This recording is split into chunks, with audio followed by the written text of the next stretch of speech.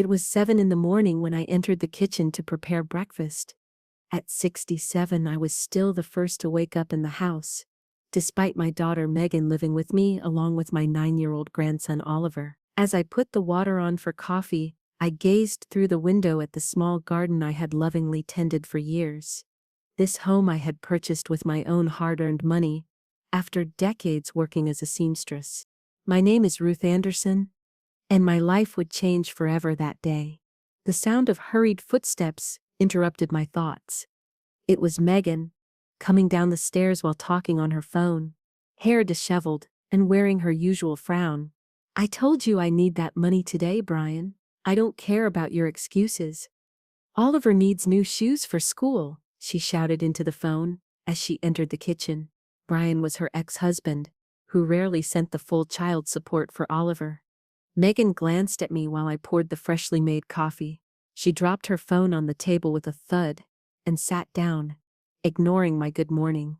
"Would you like eggs with your toast, dear?" I asked softly. Megan looked at me as if I had offended her. "Can't you see I'm busy? Always interrupting with your nonsense." I felt a sharp pain in my chest, but ignored it, as I had so many times before. Since Megan had returned to live with me 3 years ago after her divorce, these responses had become routine. She claimed she had moved back to take care of me, but the truth was she couldn't support herself. As I placed a plate in front of her, Megan received another call and answered immediately. "Hey, Jessica." "Yes, I'm having breakfast," she said with a suddenly sweet voice she reserved for her friends. "No, I can't today. I have to take care of Mom," she added with a mocking tone, looking directly at me. I turned away to hide my hurt and continued preparing breakfast for Oliver, who was still asleep. When I approached to put sugar in Megan's coffee, she made a sharp movement with her arm. "For God's sake, Mom, can't you give me some space? You're always hovering over me like a shadow." It was then that it happened. As I tried to explain I was just sweetening her coffee, Megan stood up abruptly and shouted at me. "You disgusting old woman. Don't you understand when people talk to you?" And then, something I never thought I'd experience. My own daughter spat in my face. The saliva ran down my cheek as she continued shouting. "You're just in the way. You should stay quiet in your corner." I stood frozen. With trembling hands, I took the kitchen towel and slowly wiped away the humiliation dripping down my face. I said nothing. I couldn't. 50 years of being a devoted mother hadn't prepared me for this moment. As Megan continued ranting, I caught my reflection in the window glass, a hunched woman with sad eyes and a resigned expression. But I also saw something else in that blurry image, a spark of determination I thought I had lost long ago. In that instant, I knew I couldn't keep allowing myself to be treated this way. Not just for my sake, but for Oliver's, who would soon come downstairs and learn that treating elders this way was normal. That spark in my eyes meant that I had finally made a decision. My life was about to change, though Megan couldn't even begin to imagine how. In the days that followed, I observed my house with new eyes. I noticed how Megan used my pension to buy expensive clothes while complaining about the cost of my medications. I saw how she ignored Oliver when he tried to tell her about his day at school. I overheard her phone conversations referring to me as the old lady, and making plans about what she would do with the house when she's gone. One afternoon, while Megan was out and Oliver was at school, I decided to check my important documents. In the small safe I kept in my closet, I found something disturbing, a power of attorney in Megan's name that I didn't remember signing. Next to it were copies of bank statements showing withdrawals I had never authorized. With shaking hands, I turned on the computer I rarely used. I remembered the password Oliver had helped me set up and checked my bank accounts. What I discovered left me breathless. For the past 6 months, Megan had been regularly withdrawing small amounts for Oliver's medicine, to fix the washing machine, for the car service. Excuses I now clearly saw as lies. But the worst was discovering she had also accessed the savings account I had opened for Oliver's college education. Of the $15,000 I had managed to save by working overtime, $4,000 was already missing. Sitting in front of the screen, I felt my stomach turn. It wasn't just the money, it was the betrayal, the disrespect, the way Megan had been deceiving me while claiming to love me. That night, after putting Oliver to bed, I stayed awake planning. I would no longer be the submissive grandmother who allowed herself to be robbed and humiliated. At 67, my mind was clearer than ever. It was time to show them what it meant to lose someone who truly loved them. The next day, while Megan was still asleep after coming home late from a party, I called my cousin Edward, who lived in Boston. I explained my situation, and his response gave me strength. Ruth, respect isn't begged for, it's earned. And if someone decides not to give it to you, you decide not to give it to them either.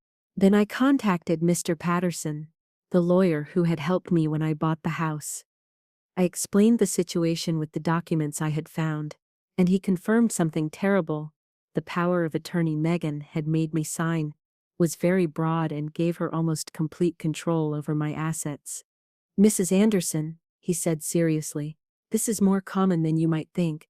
Many children manipulate their parents to get their properties, but you have every right to revoke that power whenever you want. Your mind is perfectly clear. That afternoon, I left his office with a folder full of new documents and a plan that would shake the foundations of the life Megan thought she had under control. Over the next few weeks, I maintained my normal routine, but my interior had completely changed. Every morning, I woke up with a determination I hadn't felt in years. When Megan yelled at me, I simply nodded and continued with my activities. When she asked for money, I gave her what I had on hand without asking questions. But in the afternoons, while she was out and Oliver was at school, I made important calls, visited banks and notaries, and set my plan in motion. That Friday, Megan came home with news that chilled my blood, though I was already expecting it. "Mom, I have something important to tell you," she announced as she poured herself a glass of water in the kitchen. "I've been thinking a lot about your welfare, and I think it's time we consider other options for your care." I sat down at the kitchen table, pretending I didn't know where the conversation was going. "What kind of options, dear?" I asked in the most innocent voice I could muster. "Well, specialized places where they can take better care of you.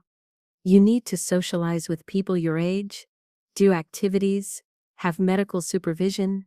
Here you're all alone when I'm at work." The irony was cruel. She never worked more than 4 hours a day, spending the rest of her time at malls or with her friends. "Megan," I said very calmly, "this is my house. I bought it with my work, maintained it with my effort, and I've been happy here for 20 years. She sighed as if she were talking to a stubborn child. "Mom, I understand you feel attached, but you can't live alone anymore. What if you fall and no one's around? What if you forget to turn off the gas? I can't be at ease knowing you're at risk." Her words sounded concerned, but I knew my daughter. I knew when she was acting and when she was genuine. "Besides," she continued, "selling the house would give us good money to insure your care in a really nice place. I would handle everything, obviously." As I listened to her talk about my future as if I had no say in the matter, I observed her gestures, her way of avoiding direct eye contact. Everything confirmed what I already knew. Megan didn't want me, she wanted my house and my money. That same night, while everyone slept, I looked one last time at the family photo album. Megan as a little girl, smiling with her first missing tooth, her high school graduation. Oliver as a newborn in my arms, happy moments that now seemed to belong to another life. Before dawn, with the first rays of sunlight filtering through the window, I finished writing 3 letters. One for Oliver, explaining that everything I was about to do was out of love for him. Another for Megan, where I detailed exactly what I had discovered and what was going to happen. And a third for myself. Something I had never done before but felt necessary. In that letter, I wrote down all the reasons why I deserved respect, all the sacrifices I had made, and all the times I had been patient when I should have set boundaries. At 5 in the morning, while it was still dark, I packed a small suitcase with my most important things, clothes I really liked, jewelry I had inherited from my mother, photos of Oliver, and a Bible that had accompanied me all my life. I left the letters on the kitchen table, along with the house keys and a folder with all the sale documents, which would become effective in exactly 15 days. I also left Oliver's savings account book with a note explaining that all that money was for him and that I had protected it from the theft his mother was committing. When I closed the door of my house for the last time, I didn't feel nostalgia, I felt liberation. For months, I had been treated like an old piece of furniture in my own home, like a nuisance that had to be tolerated until they found a way to get rid of me. Megan wanted me to disappear from her life so she could keep everything I had built. Well, I was going to give her exactly what she asked for. My absence, but without the prize she expected. The taxi taking me to the bus station was carrying me away, not just from that house, but from years of silent humiliation. When the driver asked if I was okay because he had seen me crying, I smiled and said, "I'm perfect, young man. For the first time in a long time, I'm perfect." On the bus to Boston, as I watched the landscape pass by the window, I thought about everything Megan would find when she woke up, the letters explaining exactly what she had done wrong, the sale documents showing she no longer had a house to live in without paying rent, Oliver's account statement revealing her thefts, and above all, my total absence. There would be no shouting, no pleading, no TV drama, just the absolute silence of a woman who had finally decided that her dignity was worth more than keeping together a family that had already broken from within. Megan had spent years telling me I was a burden, that I was in the way, that I should leave. Well, she had gotten her way, but she never imagined that when I left, I would take with me everything that really mattered. I arrived in Boston at 11 in the morning, and my cousin Edward was waiting for me at the terminal with a smile I hadn't seen in years. "Ruth, you look different," he said as he carried my suitcase. "I feel different?" I replied, noticing that for the first time in a long time, I wasn't carrying the weight of walking on eggshells in my own home. His wife Martha welcomed me with a long, sincere hug. "This house is yours for as long as you need," she said with a warmth I had forgotten existed between family members. They gave me the guest room, small but cozy, with a window overlooking a garden full of roses. It was the first time in years I would wake up without the sound of shouting or complaints in the background. During my first days in Boston, my phone didn't stop ringing. Megan called every hour, first with a desperate voice, then furious, then pleading. I listened to the voicemails she left, but didn't answer any calls. "Mom, this is crazy. You can't sell the house without consulting me," she shouted in one message. In another, she changed her tone. "Mommy, forgive me if I said something that upset you, but you can't punish Oliver like this. He needs you." And in the most desperate, "Ruth, this is illegal. I'm going to sue to stop the sale." Each message confirmed I had made the right decision. There wasn't a single real apology, not a single acknowledgement of all the harm she had done to me. Just panic over losing what she considered hers. On the third day, I received a call from Mr. Patterson. "Mrs. Anderson, your daughter showed up at my office with a lawyer. They're trying to contest the sale, claiming you're not of sound mind." I laughed for the first time in weeks. "Mr. Patterson, I hope you showed them all the medical and psychological documents you asked me to get?" "Of course, ma'am. The geriatrician's certificate confirms you're in perfect mental condition. Your daughter has no legal recourse. The sale will proceed as scheduled." I hung up the phone, feeling a satisfaction I had never experienced before. Megan had completely underestimated her poor old mother. That same afternoon, while helping Martha prepare dinner, I received a call that broke my heart. It was Oliver crying. "Grandma, why did you leave? Mom says you're mad at me." His trembling little voice made my hands shake. "My love, I could never be angry with you. I love you more than anything in the world." "Then why don't you come home? I miss you helping me with my homework." Martha noticed I was crying and put a hand on my shoulder. Oliver, sometimes adults have to make difficult decisions to protect the people they love. I'm protecting you, even if you don't understand it now. But when are you coming back? The question tore at my soul. I don't know, sweetheart, but I want you to know that you will always be the most important thing to me. After hanging up, I locked myself in my room and cried like I hadn't cried in years. It wasn't a cry of sadness but of rage. Rage, because Megan was using Oliver to manipulate me emotionally. Rage, because my grandson was suffering the consequences of his mother's selfish decisions. Rage, because after everything I had done for her, Megan didn't understand that I had made this decision precisely to protect Oliver from growing up in an environment where elders aren't respected. Martha knocked softly on the door. "Ruth, can I come in?" She entered with a cup of chamomile tea and sat beside me on the bed. "My sister Helen went through the same thing with her son. It hurts now, but you did the right thing." That night, lying in my new bed, I began to recall how I had reached this situation. I thought about Jack, my ex-husband, who had left when Megan was 6, because he wasn't ready for the responsibility of a family. I remembered the nights I sewed until 3 in the morning to pay the rent for our little room in the old neighborhood. Megan was a pretty little girl, with big eyes and a mischievous smile, who always asked me when her daddy would return. "Soon, my love." I would lie because I didn't have the heart to explain that he had chosen his freedom over us. For years, she was the only good thing in my life. The reason I worked 18 hours a day. The motivation to keep going when everything seemed impossible. I remembered when Megan turned 16 and I had saved for 2 years to throw her a party that would meet her dreams. I rented a small hall downtown, bought her a pink dress that made her look like a princess, hired a trio of musicians I knew from work. That night, seeing her dance with my brother Robert, who had played the father role, I felt that all the sacrifices had been worth it. "Mommy, thank you for doing this for me," she had said that night, hugging me tightly. "You're the best mom in the world." Those words had been like balm for my tired soul. At what point had that grateful little girl turned into the woman who spat in my face?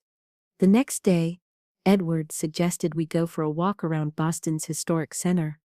It had been years since I had strolled without rushing, without having to hurry back home to prepare lunch or wash Megan's clothes. We walked down the cobblestone streets, saw the old churches, sat on a bench in the main square, eating ice cream like two tourists. "Ruth," Edward said to me as we watched families walking by, "when was the last time you did something just because you enjoyed it?" I thought about it and realized something terrible. I couldn't remember the last time I had done something for myself. Everything in my life had revolved around Megan's needs and then Oliver's. "You know what?" I told Edward. "I want to call my old friend Susan. We worked together at the sewing workshop 20 years ago. Susan had married a businessman and moved to Boston, but we had maintained sporadic contact. When I called her and told her my situation, her reaction surprised me. "Ruth, I'm glad you finally reacted. I always knew that girl was taking advantage of you. The times I called you on the phone, and she answered with a sour face, as if I were intruding. Susan invited me to visit her. 'Come for a few days, friend. I have a clothing business, and you could help me. It would be good for you to be active and meet new people.'" That conversation made me reflect on how many opportunities I had turned down over the years to not leave Megan alone. How many invitations from friends, how many trips, how many moments of joy I had sacrificed for a daughter who in the end only saw me as her personal servant.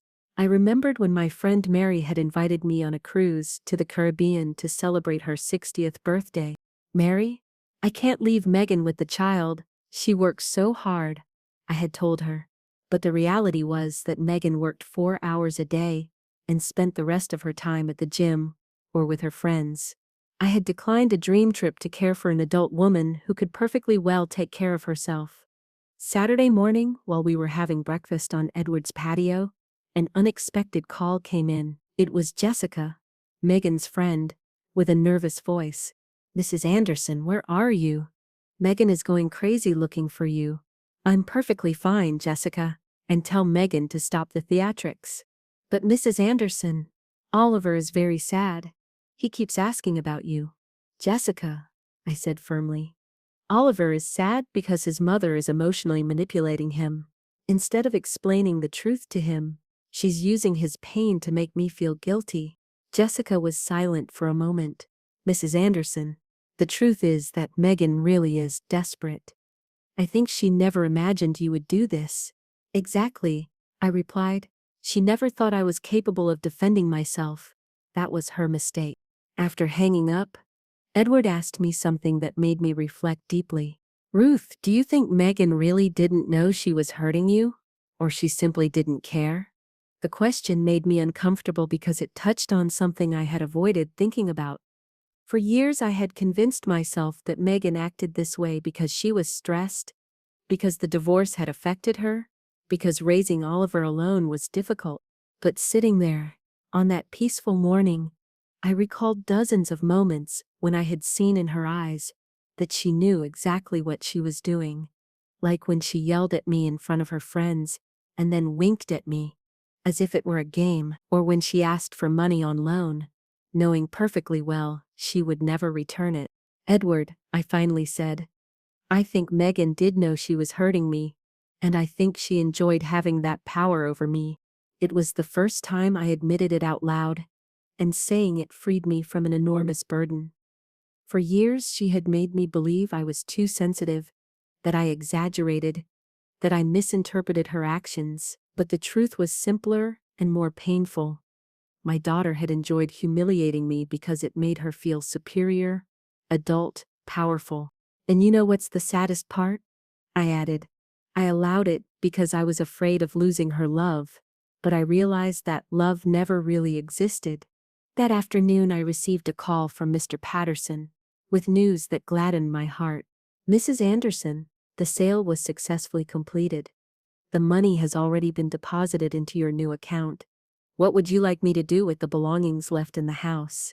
Mr. Patterson, everything that's left there belongs to Megan and Oliver.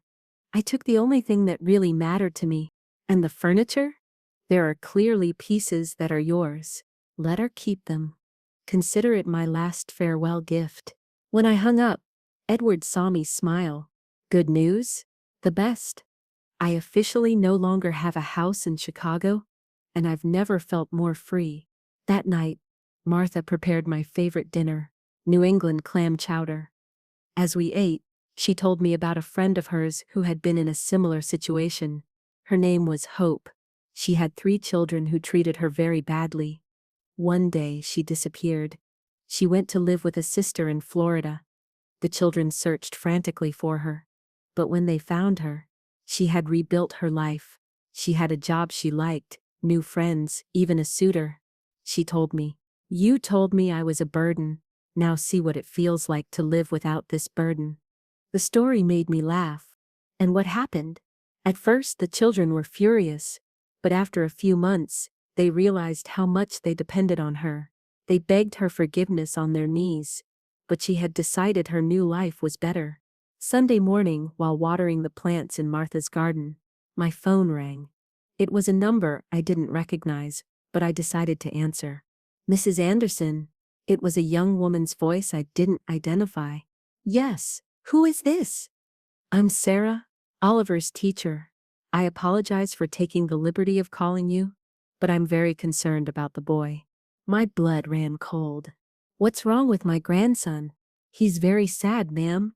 He keeps asking about you. He says you left because he behaved badly. Your daughter told us you're sick, but Oliver insists you're fine and that you left because you're angry with him. Megan's manipulation knew no bounds. Miss Sarah, I said with a controlled voice, my grandson did nothing wrong. I had to distance myself from a very difficult situation at home, but that has nothing to do with Oliver. Ma'am, would it be possible for you to write him a letter? The boy needs to know it's not his fault. That same afternoon I sat down to write the most difficult letter of my life. I explained to Oliver in words he could understand that sometimes adults have to make difficult decisions, that I loved him more than anything in the world, but that I needed to be in a place where I was treated with respect. I told him that when he was older he would understand better. But in the meantime, I wanted him to know he had done nothing wrong. The next day, Mr. Patterson called me with information I wasn't expecting. "Mrs. Anderson, Megan is trying to locate where you are. She hired a private investigator." The news made me nervous. Can she legally do that? She can try, but you're an adult in full possession of your faculties. You're not obligated to say where you live or to receive unwanted visits. That afternoon I talked with Edward about my fears. "Ruth, if you want to be more at ease, you can stay here as long as you need. This city is big. And besides, no one is looking for you for having committed a crime. You simply decided to leave your house." During those weeks in Boston, I began to rediscover who I was before becoming the self-sacrificing mother who endured everything. I started getting up when I felt like it, not because someone needed me. I ate breakfast in peace, reading the entire newspaper, not just the headlines, while rushing to prepare lunch. In the afternoons I walked around the city, visited museums, sat in cafes drinking cappuccinos and watching people pass by. It was incredible to realize how much I had given up to please a daughter who never appreciated my sacrifices. One morning, while I was sunbathing in the garden, Martha sat next to me with a serious expression. "Ruth, I need to tell you something. Yesterday a young woman came asking about you. She said she was a market researcher, but I suspect she was the person Megan hired to find you." My heart raced. "What did you tell her?" "That I had never heard of any Ruth Anderson. But I think it's time for you to make a decision. Are you going to stay hidden forever, or are you going to face the situation?" Martha was right. I had been running for weeks, but I couldn't run forever. That night I made an important decision. I called Susan and accepted her invitation. "Susan, is your job offer still open?" "Of course. When can you start?" "Next week." Boston was already big enough for me to feel safe. And I would also have an occupation that would keep me active and give me financial independence. I wasn't going to live off the money from the sale of the house forever. I wanted to save that to secure Oliver's future when he was older. I wanted to prove to myself, and by extension to Megan, that at 67 I was still capable of starting over. Before leaving Edward and Martha's house, I decided to do something I had been postponing: call Megan directly. I dialed her number at 7 in the morning, knowing I would find her at home at that hour. Mom, is it you?" Her voice sounded desperate. "Yes, Megan, it's me. Thank God. Where are you? Are you okay? I'm coming to get you right now." "Megan, I'm not going to tell you where I am, and I'm not going to return." "But Mom, this is absurd. We're family." "Megan, for years you treated me as if I were your employee. You stole money from me. You planned to put me in a nursing home. You humiliated me in front of my grandson. That's not being family." "Mom, I never—" "Don't interrupt me. I'm going to speak, and you're going to listen for the first time in years." My voice came out firm, without trembling. "I sold the house because I discovered you were stealing money from Oliver's account. I changed my will because I discovered you were planning to take my assets. I left because you spat in my face and called me a disgusting old woman. Do you need me to remind you of anything else?" There was a long silence on the other end of the line. "Mom, I was stressed. The divorce, the financial problems. Megan, stress doesn't justify cruelty. And you didn't have financial problems. You lived rent-free in my house, spent my money, and only worked part-time. And what about Oliver? Are you going to punish your grandson for my mistakes?" It was the question I knew would come. The emotional manipulation as always. "Megan, Oliver is not being punished. He's learning that actions have consequences, that when you hurt people who love you, you can lose them forever." "Mom, please, come back. I promise everything will change." "Megan, for years you promised me you would change. You promised you would get a stable job, that you would treat me better, that you would be more independent. But the only promises you kept were the threats. You told me I was a burden, and that I should leave. Well, here's what you asked for." When I hung up the phone, My hands were shaking, but not from fear, from liberation. It was the first time in years that I had spoken to Megan, without apologizing for existing, without begging for her love, without accepting being mistreated. Martha, who had heard the conversation from the kitchen, came over and hugged me. "Ruth, I'm very proud of you. You spoke to her like a woman who respects herself." That afternoon, I packed my things to go to Susan's house. I didn't know what awaited me there, but for the first time in a long time, that uncertainty excited me rather than frightened me. The day before I left, I received a call I wasn't expecting. It was Jessica, but this time she sounded different. "Mrs. Anderson, I need to tell you something important." "Tell me, Jessica." Megan told me what really happened.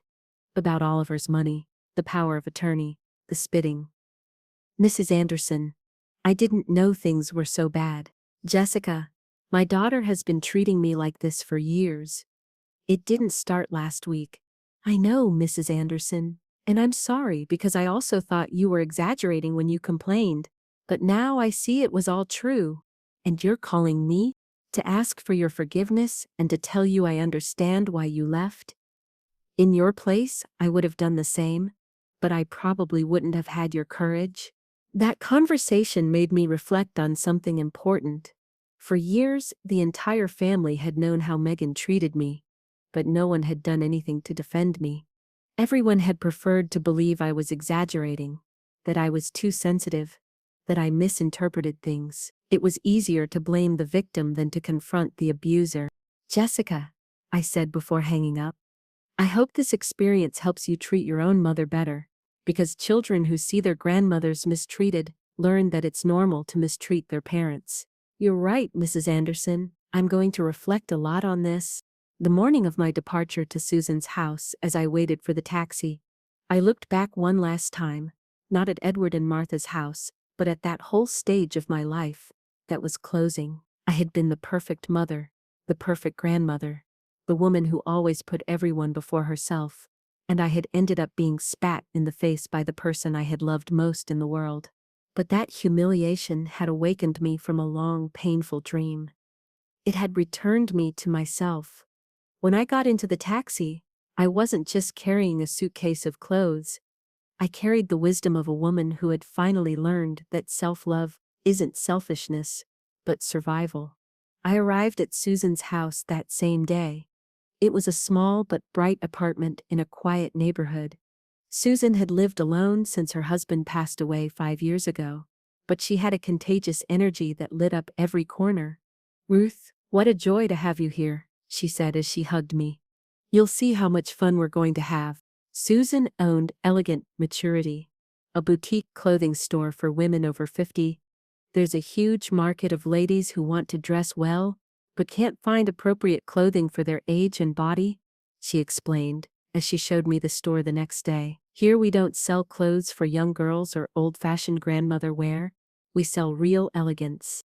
I was excited seeing the well-cut dresses, the good quality blouses, the classy accessories. It was exactly the type of clothing I would have wanted to wear for years, but never bought because I always prioritized Megan's and Oliver's needs. "And what exactly would I do?" I asked her. "Attend to customers, help them choose outfits, and above all, use your life experience to advise them.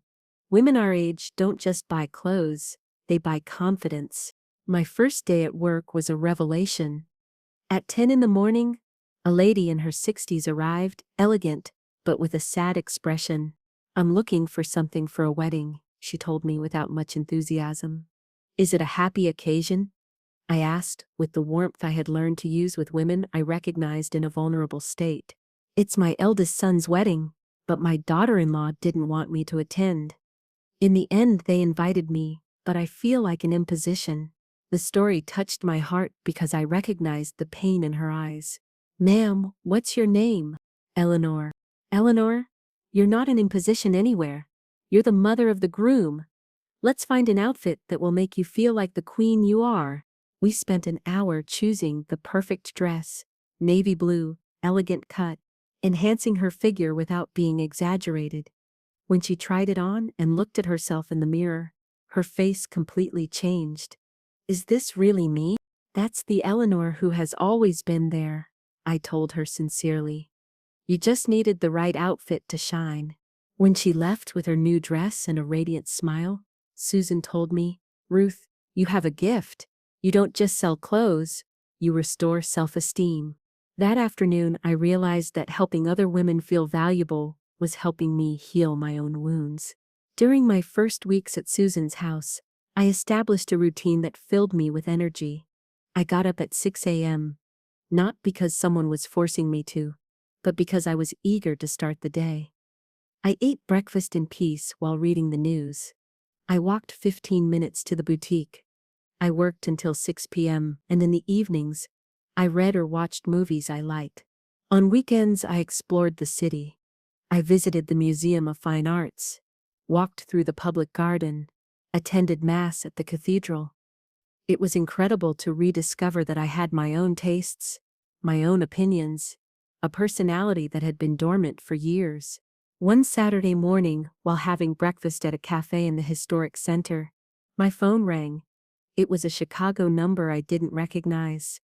I hesitated to answer, but something told me to do it. Mrs. Ruth Anderson? Yes, who is this? I'm Mr. Jenkins from Oliver's school. I apologize for bothering you, but we need to talk about your grandson. My blood ran cold. Did something happen to Oliver? No, ma'am. Physically, he's fine. But we're very concerned about his emotional state. Since you left, the boy has been very depressed, doesn't participate in class, cries frequently, and yesterday he told us something that alarmed us. What did he say? I asked, feeling my heart accelerate. He told us that it's his fault you left, and that if he hadn't been born, you would still be happy with his mom. The words broke my soul. Mr. Jenkins, that's not true. Oliver has no fault in any of this. We know that, ma'am. But the boy is very confused. His mother tells him one thing, and you're not here to explain another. Would it be possible for you to come talk to him? Not necessarily to stay, just to explain the situation. The request put me in a terrible dilemma. I wanted to see Oliver more than anything in the world, but I knew Megan would use that visit to manipulate me emotionally. That afternoon, I called Mr. Patterson for advice. Mr. Patterson, what happens if I go see Oliver and Megan tries to prevent me from leaving again?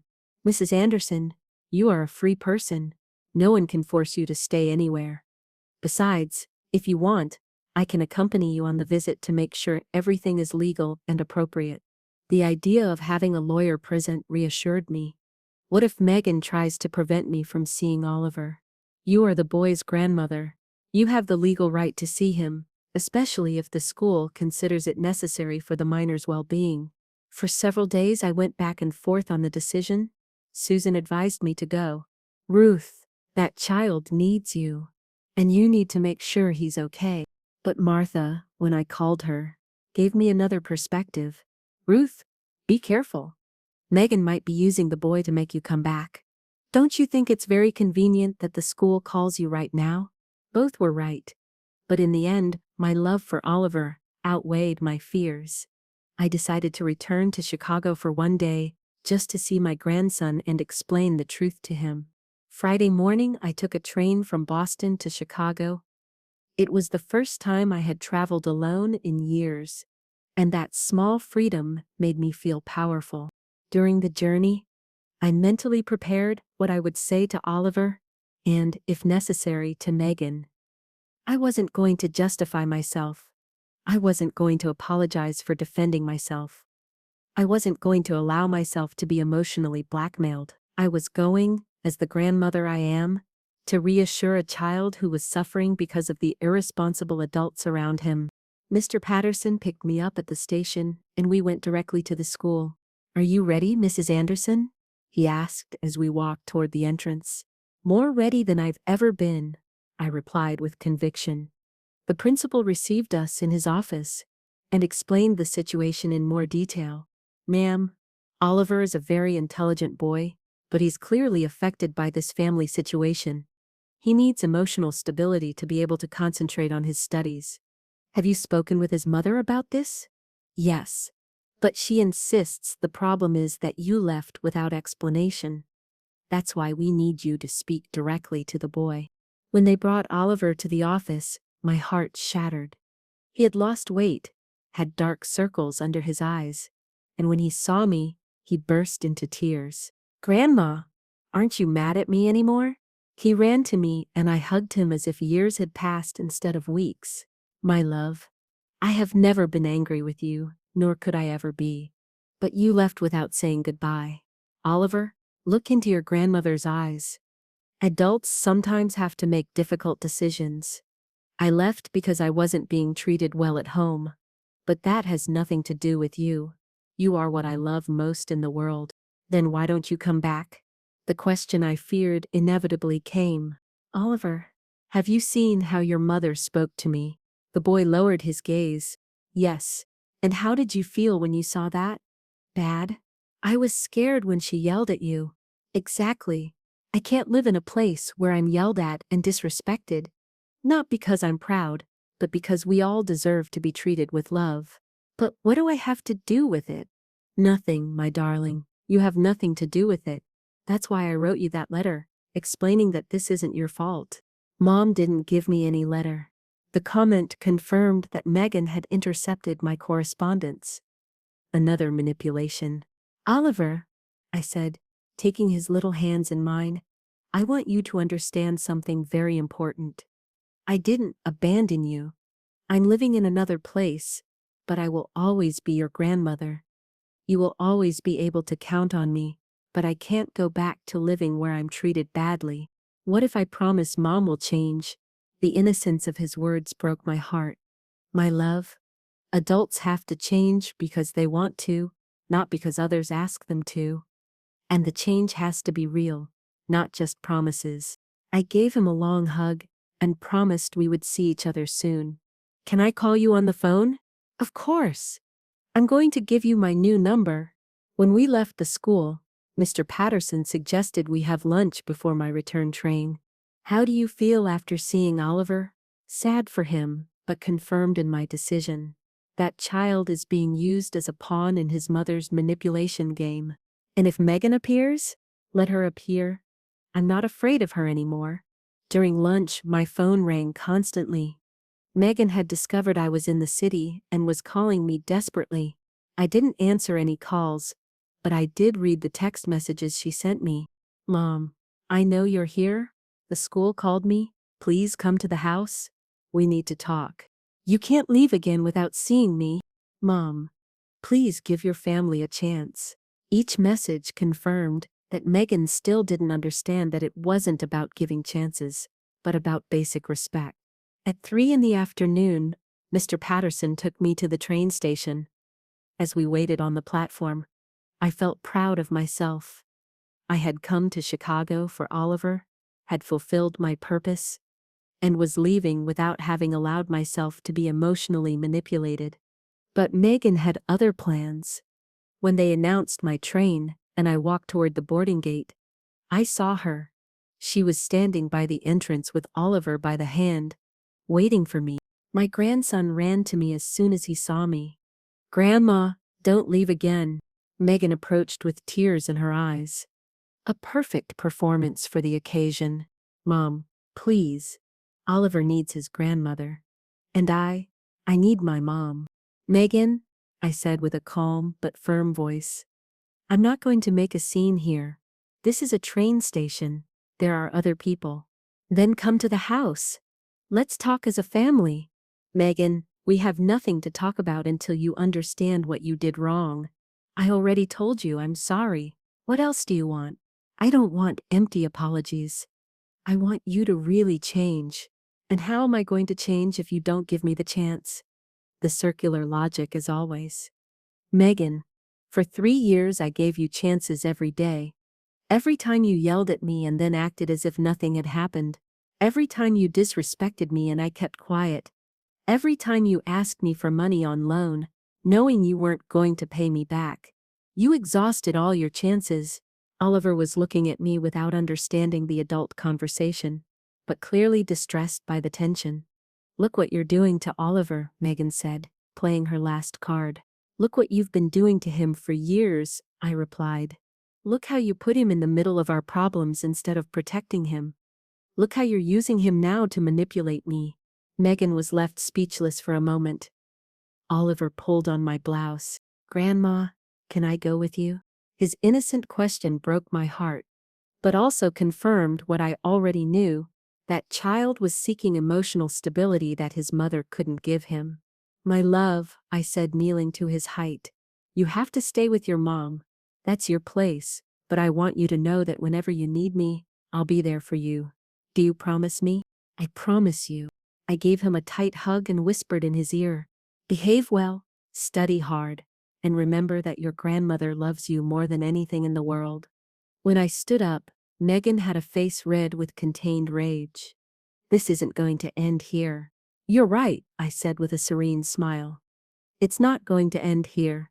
It's going to get worse if you keep failing to understand the lesson. During the train journey back to Boston, I reflected on what had happened. Seeing Oliver had confirmed that my decision was correct. That child needed to know there were adults in his life who respected themselves, who didn't accept mistreatment, who made difficult decisions when necessary. If I returned and became the submissive grandmother of before, I would be teaching him that love means enduring humiliation. Better to teach him, by my example, that self-love is as important as love for others. When I arrived at Susan's house that night, she was waiting for me with a hot dinner and an understanding smile. How did it go? Difficult, but necessary. I saw Oliver, confirmed it's not his fault, and confirmed that Megan still doesn't understand anything. And how do you feel? Free. For the first time in years, I feel completely free. That night, I slept better than I had in weeks, knowing I had done the right thing both for Oliver and for myself. The following weeks were about adapting to my new life in Boston. Each day at the boutique was an opportunity to meet women who, like me, were rediscovering themselves in mature age. One morning, a customer arrived who profoundly impacted me.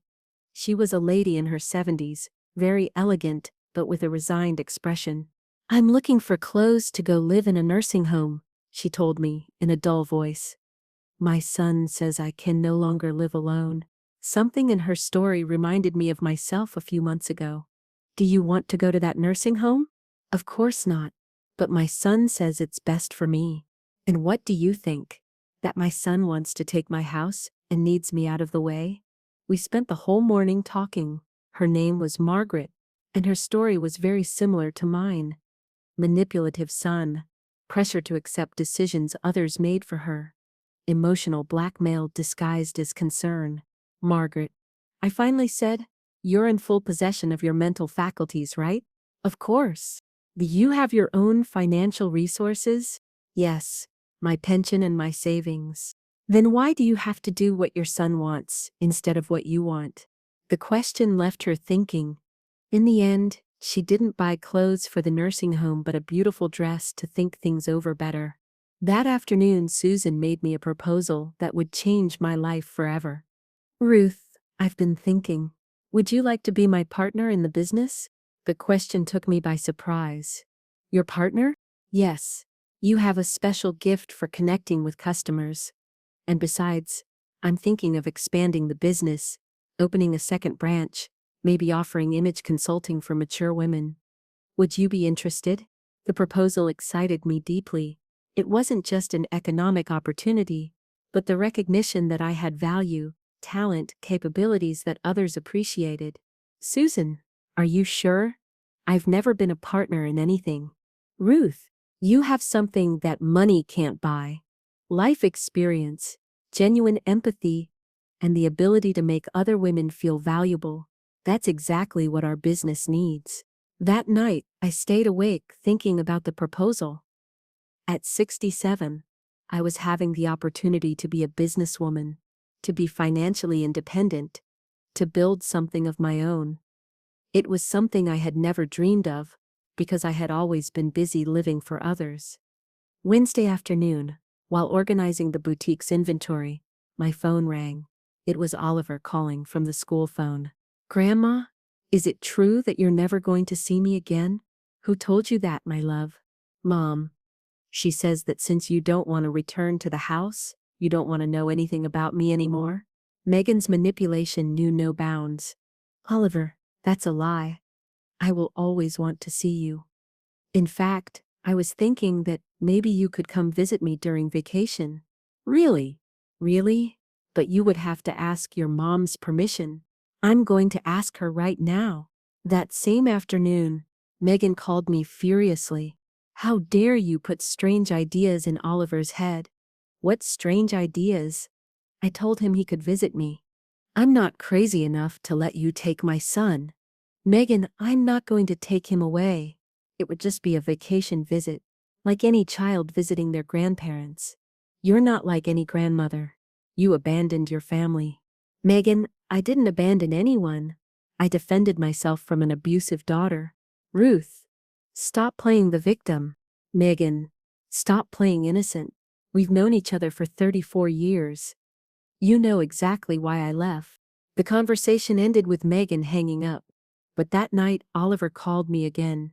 Grandma? Mom says you're dangerous. What do you think? My love, you know me. Do you think I'm dangerous? No, I think you're the best grandma in the world. And do you trust me? Yes. Then don't worry about what others say. You know who I really am. That conversation confirmed something important. Oliver was developing his own judgment, his own ability to distinguish between truth and manipulation. It was a skill that would serve him all his life. That Friday, I gave Susan my answer. I accepted being her partner. We signed the papers before a notary, and I officially became co-owner of Elegant Maturity. For the first time in my life, my name was on business documents as an entrepreneur, not as someone's beneficiary or dependent. That night, we celebrated with a special dinner, and Susan gave me business cards with my name, Ruth Anderson, image consultant and founding partner. When I saw my name printed that way, my eyes filled with tears of joy. Over the next few days, I worked with more enthusiasm than ever. Each customer I attended was an opportunity to demonstrate that mature women have much to offer the world. One afternoon, a lady came in and told me her family was pressuring her to sell her house and go live with a daughter who didn't want her. Do you want to sell your house? I asked her. Not at all. It's the house where I raised my children, where I lived with my husband. But they say it's best for me. Ma'am, who decides what's best for you? The question made her reflect deeply. At the end of that week, I received a call that filled me with pride. It was Margaret, the lady who had come looking for clothes for the nursing home. Ruth, I have to tell you, I told my son I'm not going to any nursing home, that my house is mine, and I'm staying in it. He got furious, but he can't force me. And how do you feel? Free. For the first time in months, I feel free. And all thanks to our conversation. When I hung up, I realized that my personal experience had become a tool to help other women. My pain had found a purpose. That night, while having dinner with Susan, I reflected on how much my life had changed in such a short time. 3 months ago, I was a humiliated, robbed, despised woman in her own home. Now I was a successful businesswoman, with a new life, new friends, new purposes. But above all, I was a woman who respected herself. Susan, I said, I think I found my true vocation, helping women like me discover their worth. Ruth, I think you're right. And I think this is just the beginning. 3 months after becoming a partner in Elegant Maturity, I received a call that changed everything. It was Mr. Patterson with news I wasn't expecting. Mrs. Anderson, Megan has just filed a legal claim trying to annul the sale of the house. My heart accelerated. Can she do that? She's alleging you were under the influence of third parties when you made the decision, but she has no legal basis. However, there's something more important I should tell you. Megan lost her job 2 weeks ago and is in a very complicated financial situation. Apparently, the lawsuit is an act of desperation. The information surprised me, but it didn't cause the sadness I would have expected. It caused a strange mixture of compassion and confirmation that I had made the right decision. That afternoon, while I was working with a new customer, my phone rang insistently. It was an unknown number, but when I finally answered, I heard a voice that froze my blood. Mrs. Anderson? Yes. Who is this? It's Jessica. I'm sorry to bother you, but I need to speak with you urgently. Did something happen to Oliver? I asked, feeling my stomach tighten.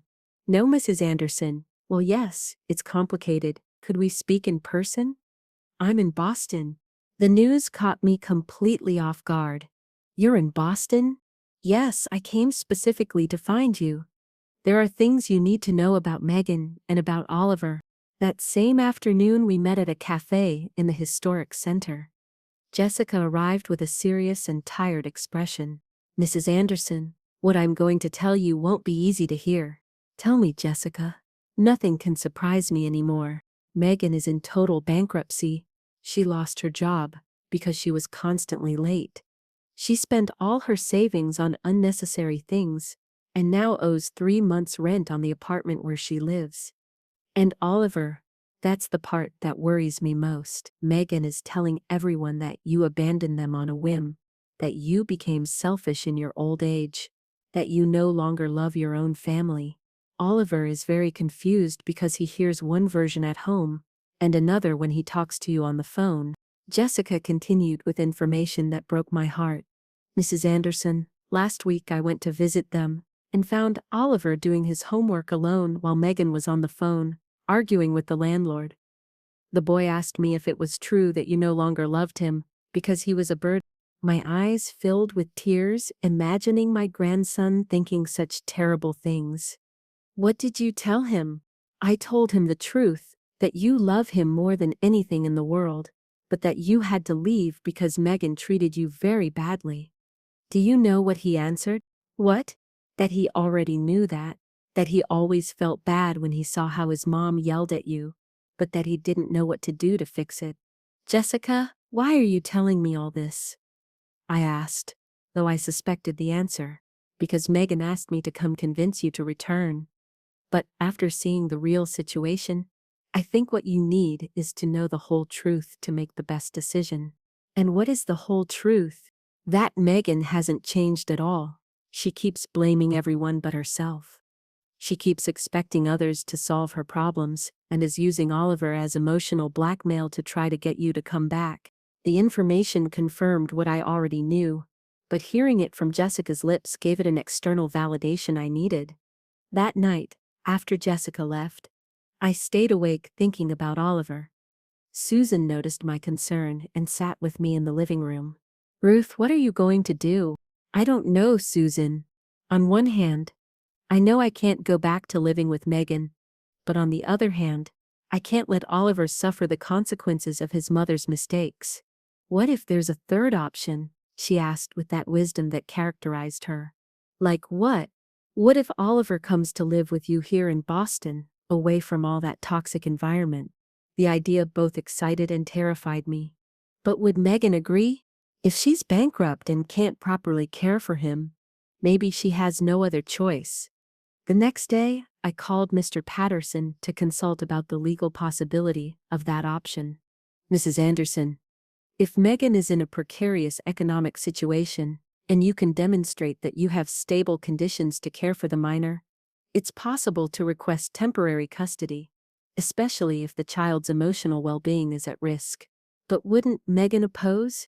She can oppose, but if she can't provide a stable environment, and you can, the law favors the best interest of the minor. The possibility began to take shape in my mind as a solution that could benefit everyone, especially Oliver. That same afternoon, I received a direct call from Megan. Her voice sounded different, more broken, less aggressive. Mom, I need to talk to you. Tell me, Megan. I'm in trouble. Serious trouble. For the first time in years, I heard real vulnerability in her voice, not calculated manipulation. What kind of trouble? Financial. They're going to evict me from the apartment. I don't have a job. I don't know what to do with Oliver. And why are you calling me? As I recall, I'm a disgusting old woman who's just in the way. Mom, please. I know I behaved badly toward you. You behaved badly, Megan. You stole money from me. You planned to take my house.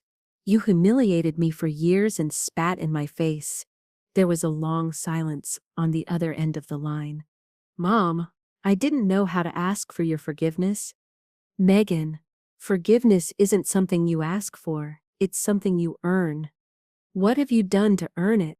I've been thinking a lot about everything that happened, about how I treated you, about how, about how I became a person I don't like. For the first time in years, Megan sounded sincere, not calculating. And what conclusions did you reach? That I was a terrible daughter, that I took advantage of your kindness, that, her voice broke, that I lost the best mother in the world because of my selfishness. Tears began to run down my cheeks, but they weren't tears of joy, rather of deep sadness for all the lost time. Megan, do you really understand what you did to me? I think so. I made you feel like a burden in your own home. I stole your money. I disrespected you in front of your grandson. I treated you as if you were my employee instead of my mother. And why did you do it? Because, because I felt like a failure. My marriage had ended. I didn't have a stable job. I was living in your house at 34. And instead of striving to get ahead, it was easier to blame you for my problems. It was the first time Megan took real responsibility for her actions, without excuses, without justifications, without blaming others. And what do you need from me now? I asked her, though I already knew the answer. Help, not for me, but for Oliver. He's not to blame for my mistakes. What kind of help? I don't know. Maybe he could go live with you while I fix my life. I know I have no right to ask you for anything after everything I did, but he needs you. The proposal surprised me, coming from her. Would you be willing to let Oliver live with me? If that's best for him, yes. You were always a better mother than I've been, and you're definitely a better grandmother than I am a mother. That conversation left me in a very complex emotional state. On one hand, I felt a strange satisfaction seeing that Megan finally understood the magnitude of her errors. On the other hand, it deeply pained me to see my daughter in that situation, regardless of everything she had done to me. And above all, I was excited about the possibility of caring for Oliver in a healthy and stable environment. Megan, if we're going to consider that option, I need you to understand some things. First, this doesn't mean everything is automatically forgiven. Second, if Oliver comes with me, it will be under my rules, not yours. Third, you will need to demonstrate real changes, not just promises. I understand all that, Mom, and I accept the conditions. Are you sure? Because Oliver isn't an object you can lend and then recover when it's convenient for you. If he comes with me, it will be because it's really best for him, not a temporary solution to your problems. Mom, for the first time in a long time, I'm really thinking about what's best for my son, instead of what's most convenient for me. The conversation ended with the agreement that Megan would talk to Oliver about the possibility and that afterward we would have a conversation among the three of us to make the final decision. 2 days later, Megan and Oliver arrived in Boston by train. When I saw my grandson get off, my heart filled with joy. He had grown in those months, but above all, he looked more peaceful than the last time I had seen him. Megan, on the other hand, looked gaunt, thinner, with deep dark circles that spoke of sleepless nights. When we hugged, it was different. There wasn't the tension of before, or the acting, or the coldness. It was the hug of a daughter who finally understood she had lost something valuable. Susan welcomed us to her home with incredible warmth. She had prepared the guest room for Megan and had bought toys for Oliver. During dinner, I observed the dynamics between mother and son. Megan was more attentive to Oliver, more present, more affectionate than I had seen her in years.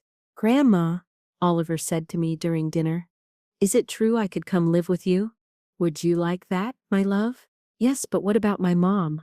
I don't want to leave her all alone." My grandson's concern for his mother confirmed he was a child with a noble heart despite everything he had lived through. "Oliver, Megan told him with a soft voice. Mom will be okay. I need to fix some things in my life. And meanwhile, you'll be better off with your grandmother. But will you visit me? Of course, my love. And when I fix everything, we can be together again. Do you promise you'll fix everything? I promise you, but this time it will be a real promise, not like the other times.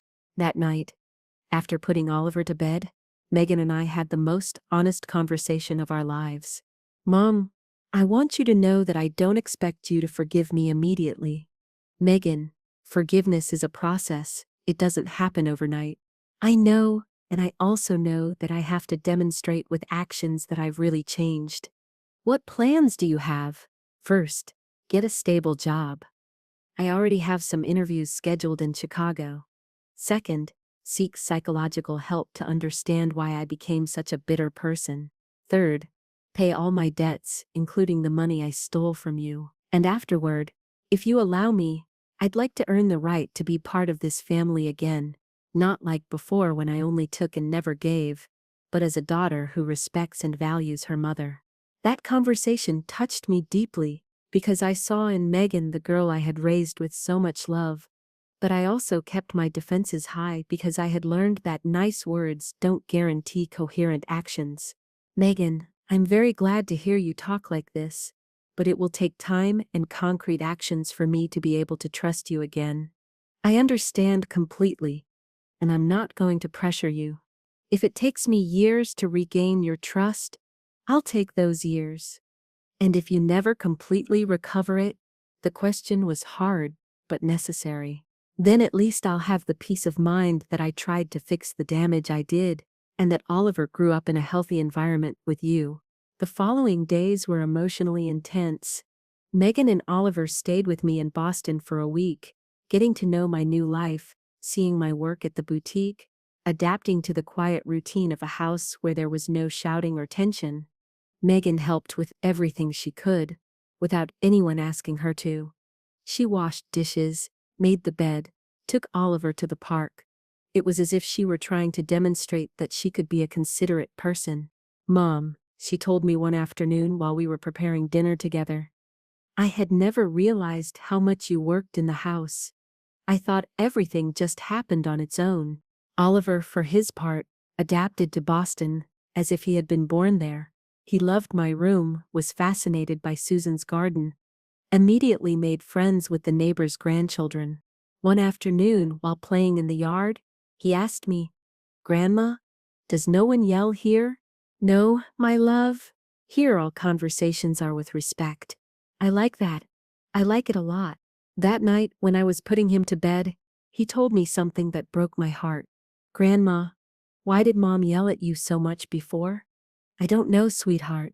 Sometimes adults make very big mistakes. And she won't yell at you anymore. Let's hope not, my love. Let's hope not. The last day of their visit, Megan made a decision that surprised me. Mom, I've been thinking, and I believe Oliver should stay with you permanently. Are you sure? Completely. This week, I've seen him happier than he's been in months. Here he has stability, tranquility, unconditional love. I'm just learning to be a responsible mother. He can't wait for me to finish learning. And what are you going to do? I'm going to return to Chicago, get a job, fix my life, go to therapy, and when I've really changed, when I'm a person he can be proud of, then maybe we can talk about other options.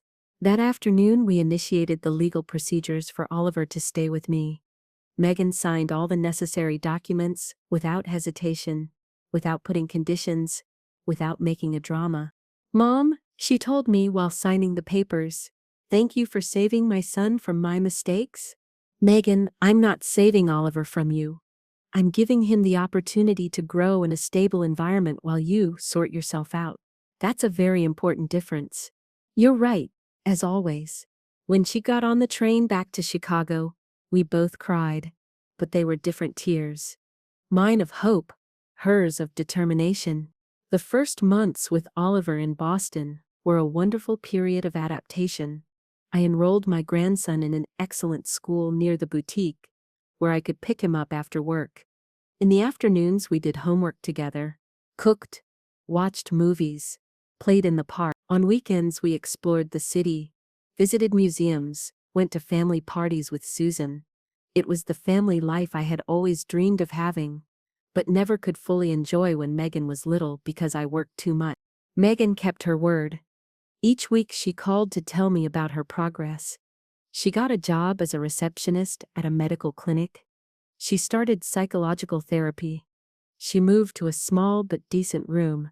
And most importantly, her conversations with me began to change. She no longer called to ask for favors or to complain about her problems. She called to ask how I was, how Oliver was, to tell me good things about her day.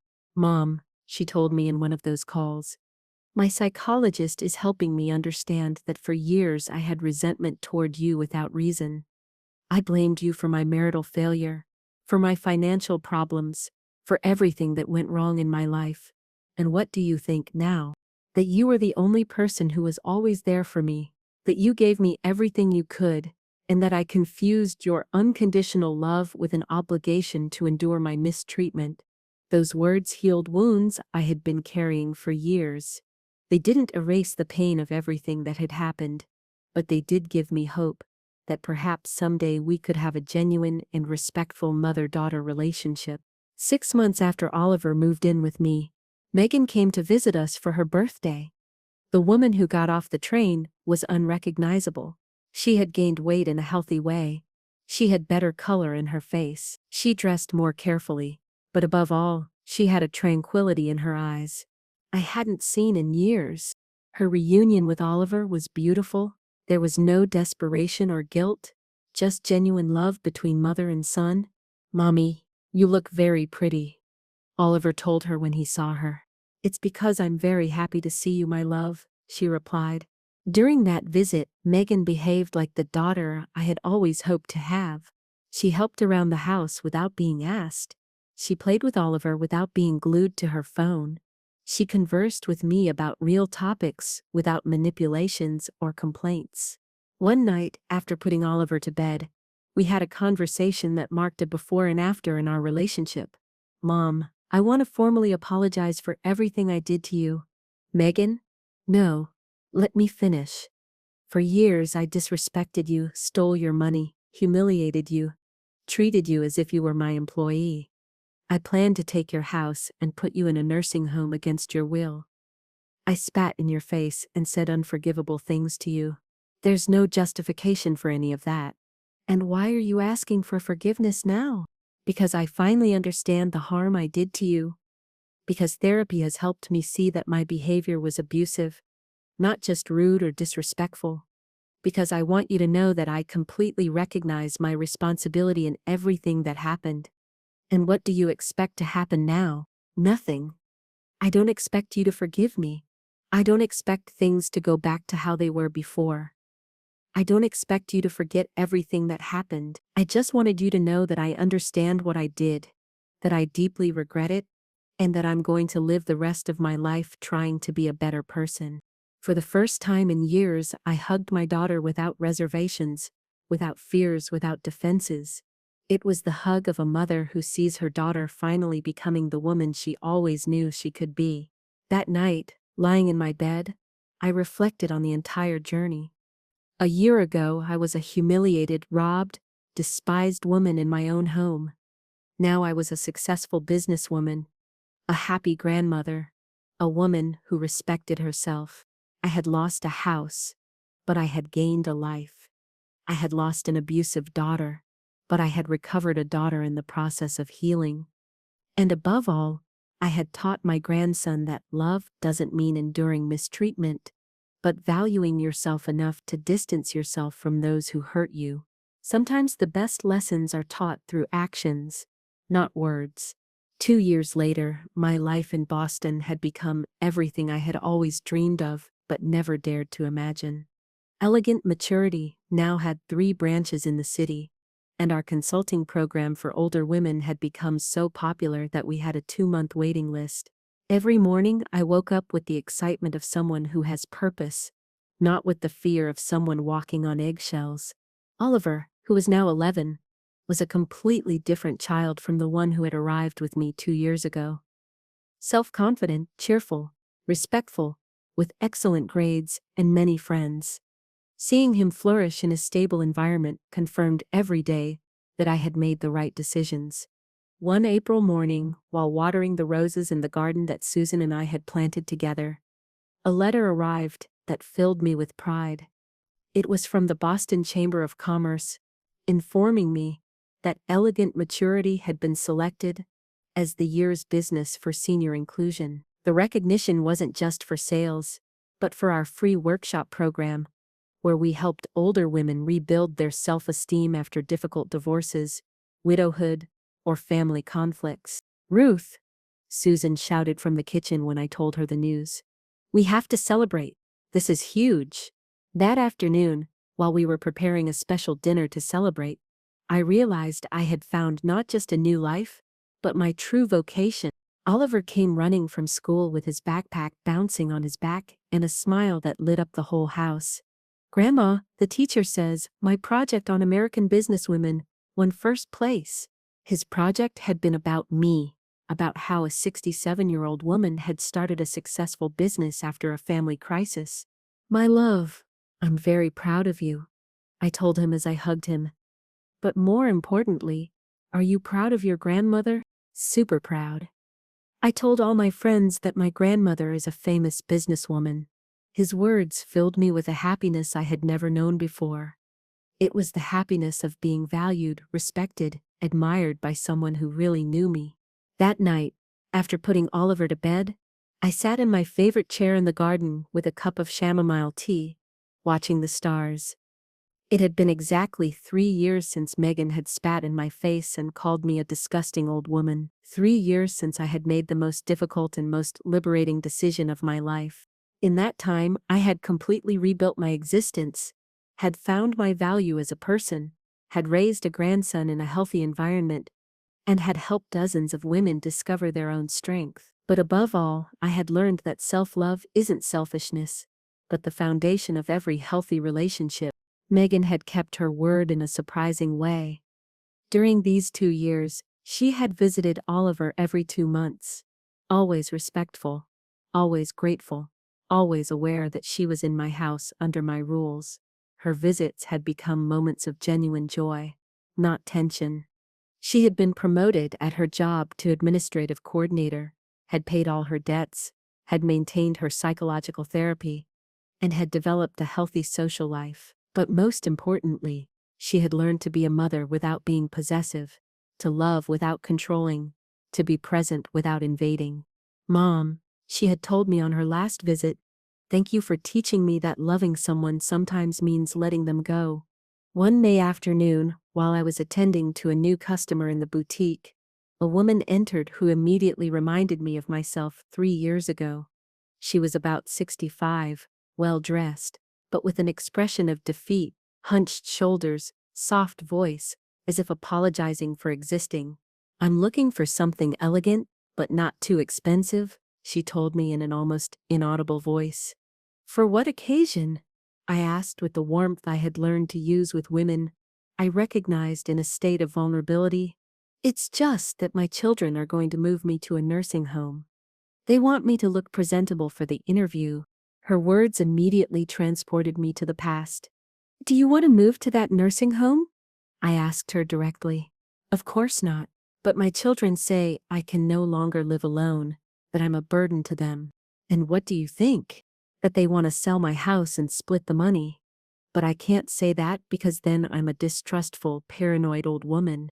I sat with her in the consulting area we had created specifically for these cases. "Ma'am, what's your name?" "Patricia." "Patricia, are you in full possession of your mental faculties?" "Of course." "Do you have your own financial resources?" "Yes, my pension and my savings." "Then why do you have to do what your children want instead of what you want?" We spent 2 hours talking. Patricia told me a story that was like seeing my past in a mirror. Manipulative children, emotional blackmail disguised as concern, constant pressure to make decisions she didn't want. But I also saw in her something that excited me. the same internal fire that had awakened in me when I finally decided to defend myself. Patricia, I finally told her, do you know what you need? What? A lawyer, not a new dress. I gave her the number of Mr. Patterson, who had now specialized in cases of financial abuse toward older adults. And Patricia, one more thing, you're not crazy, you're not paranoid, and you're definitely not a burden. You're an intelligent woman who is being manipulated by people who should be protecting you. 2 weeks later, Patricia returned to the boutique completely transformed. She walked upright, spoke with a firm voice, had a sparkle in her eyes. Ruth, I have to tell you, I followed your advice, hired the lawyer, and it turns out my children had already made an appointment with a real estate agent to appraise my house without my authorization. And what did you do? I told them I knew about their plans, that I had changed my will, and that if they kept pressuring me, they wouldn't inherit a penny. They got furious at first, then tried to convince me I was sick. Then they begged me, but I stood firm. Stories like Patricia's had become common in my new life. Through the boutique, I had met dozens of older women in situations similar to mine, and had learned that abuse of the elderly by their own children was much more common than people wanted to admit. That's why Susan and I had decided to expand our business beyond clothing.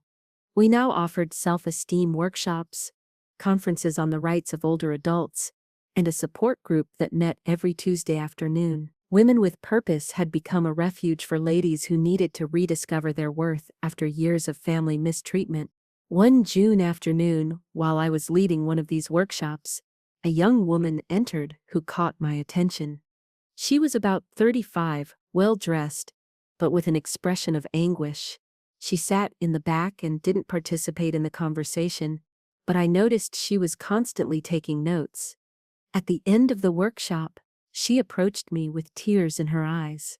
"Oh, Mrs. Anderson, can I speak with you privately?" "Of course, dear." We sat in my office, and she began to cry. "I think I'm like the daughter you talked about in your conference. I think I'm mistreating my mom, and I hadn't realized it." Her name was Emily, and her story broke my heart because I saw in her Megan from 3 years ago. "My mom has been living with me since my dad died 2 years ago. At first it was temporary, but then she stayed, and I treat her very badly. I yell at her, I ignore her, I make her feel like a burden." "Why do you think you do that?" I asked gently. "Because I'm frustrated with my life. I got divorced last year. I have financial problems, and it's easier to take it out on her than to face my problems." "And how does your mother feel?" "Sad. Very sad.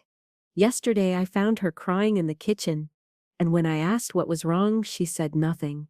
But I know it's my fault." We talked for an hour. I told her my story without judging her, trying to help her understand the harm she was causing before it was too late. "Emily, your mother won't be there forever. And when she's gone, you'll have to live with the remorse of how you treated her. Do you think I can still fix things?" "Of course. But it has to be a real change, not just promises. You need to seek help for your problems, treat your mother with respect, and above all, stop blaming her for things that aren't her responsibility." Emily left with a list of recommended therapists and a promise to return in a month to tell me how things were going. A month later, Emily returned, accompanied by a lady in her 70s, elegant and smiling. "Mrs. Anderson, this is my mother, Helen. She wanted to meet you and thank you personally." Helen hugged me with tears in her eyes. "Mrs. Anderson, you don't know how my daughter has changed since she talked with you. She no longer yells at me. She asks for my opinion on things. She treats me with affection. It's like I've gotten my daughter back." Emily had kept her word. She was in therapy, had begun to treat her mother as she deserved, and had stopped blaming her for her own problems. "Mrs. Anderson," Emily told me, "you saved me from becoming someone I didn't want to be." These encounters had become the most gratifying part of my new life. Each woman I helped recover her self-esteem, each daughter who managed to recognize her abusive behavior before it was too late, each family I saved from destruction, confirmed to me that my pain had had a greater purpose. I hadn't suffered in vain. I had suffered to learn, to grow, to be able to help others. My personal experience had become a healing tool for women who needed to know they weren't alone, that they had options, that they deserved respect. In August, I received a call that filled me with joy. It was Margaret, the lady I had met in my first days at the boutique, the one who had come looking for clothes for the nursing home. Ruth, I have to tell you the news. My son has officially apologized for having tried to force me to sell my house. He's in family therapy, and we're rebuilding our relationship. And how do you feel? Free, respected, valued. For the first time in years, my son talks to me like a person, not like a child. And what did you learn from all this experience? That I have to stand up for myself, that no one else will do it for me, and that you were right. Love doesn't mean enduring mistreatment. One September afternoon, while Oliver was doing his homework at the kitchen table, he asked me something that made me reflect deeply. Grandma, did you forgive Mom? The question caught me off guard. Why do you ask that, my love? Because at school we're doing a project on forgiveness, and I want to understand if you've already forgiven everything that happened. I sat next to him, carefully thinking about my answer. Oliver, forgiveness is something very complicated. It's not like in movies where someone asks for forgiveness and everything is immediately fixed. So, you haven't forgiven her. Forgiveness is a process, my love. Your mother did things that hurt me a lot, but she has also made a real effort to change. So I'm in the process of forgiving her. That means I no longer feel anger toward her, that I can be with her without feeling pain, that I recognize her effort to be a better person, but it also means I don't forget what happened and that I maintain my boundaries to protect myself. And if she ever behaves badly again, then I'll have to make difficult decisions again, but I hope that doesn't happen. Grandma, I'm proud of you. Why, my sweetheart? Because you were brave, because you didn't let yourself be mistreated, because you taught me that I should respect myself. His words confirmed to me that the most important lesson I had given Oliver wasn't about forgiveness, but about self-worth. In October, an invitation arrived that deeply moved me. Boston University had invited me to give a lecture on entrepreneurship in the third age for business administration students. It was academic recognition that my experience had value, that my story could inspire others. The day of the lecture, the auditorium was full of 20-year-old youngsters who listened to me with attention and respect as I told them how I had started a successful business at 67 after a devastating personal crisis. Mrs. Anderson, a student asked me at the end, what would you say to an older woman who is in a situation of family mistreatment, but is afraid to defend herself? I would tell her that fear is normal, but that living with fear is worse than facing uncertainty. I would tell her that she deserves respect, that she has options, and that it's never too late to start over. And what would you say to children who mistreat their parents without realizing it? That they should open their eyes before it's too late, that their parents won't be there forever, and that when they're gone, they'll have to live with the remorse of how they treated them. After the lecture, several students approached to tell me about their own families, about mistreated grandparents, about parents who didn't respect their elders. I realized that my story had touched something deep in those young people, that perhaps some of them would return home with a new perspective on how to treat their older family members. It was gratifying to know that my experience could prevent the suffering of other people. In November, Megan came for Oliver's birthday. As always, she arrived with appropriate gifts, with enough time to help with the preparations, and with a respectful attitude toward my house and my rules. During the party, I observed how she interacted with her son. Present, attentive, affectionate, but without the possessive desperation of before. She had learned to be a mother without smothering, to love without controlling. Mom, she told me that night after putting Oliver to bed, I want you to know that every day I'm grateful for the decision you made 3 years ago. Why? Because you forced me to grow. You forced me to face my problems instead of blaming others. You forced me to become the person Oliver needed me to be. Megan, do you really think you needed me to leave to learn that? Honestly, yes. I was so comfortable mistreating you, knowing you would always put up with it, that I never would have changed if you hadn't set drastic boundaries. And you don't resent that I made that decision? On the contrary, I resent that it took me so long to understand that I was being abusive to you. I resent that you had to go to that extreme for me to react. It was the first time Megan had used the word abusive to describe her behavior, and that confirmed to me that she truly understood the magnitude of what she had done. In December, as we decorated the house for the Christmas holidays, Oliver asked me a question that filled me with pride. "Grandma, can I invite my friends to the party? I want them to meet the coolest grandmother in Boston." His request moved me deeply because it represented everything I had built: a house full of love, respect, and joy. A house where children wanted to bring their friends because they knew they would be well received. A house where peace was breathed instead of tension. Of course, my love. This is your home as much as it is mine. The party was an incredible success. 15 children came with their parents, and the house filled with laughter, Christmas carols, and the warmth of a genuine celebration. Several parents thanked me for the hospitality, but above all, they thanked me for the example I was giving their children. "Mrs. Anderson," one mother told me, "my son constantly talks about you. He says he wants his grandmother to be like you when he grows up." Those words confirmed to me that I had achieved something more important than business success. I had managed to be an example of dignity and strength for a new generation. On New Year's Eve, as Megan, Oliver, and I had a quiet dinner at home, I reflected on everything that had changed in my life during these 3 years. I had lost a house, but had gained a home. I had lost an abusive daughter, but had recovered a daughter in the process of healing. I had lost the false peace of submissive silence, but had gained the true peace of mutual respect. And above all, I had discovered that it's never too late to start over, to defend your rights, to demand the respect you deserve. As the clock struck midnight and we toasted to the new year, I looked at my grandson and my daughter, both smiling, both changed, both free from the toxic patterns that had once defined our relationship, and I knew that the most important lesson I had learned and taught wasn't about resentment or revenge, but about dignity.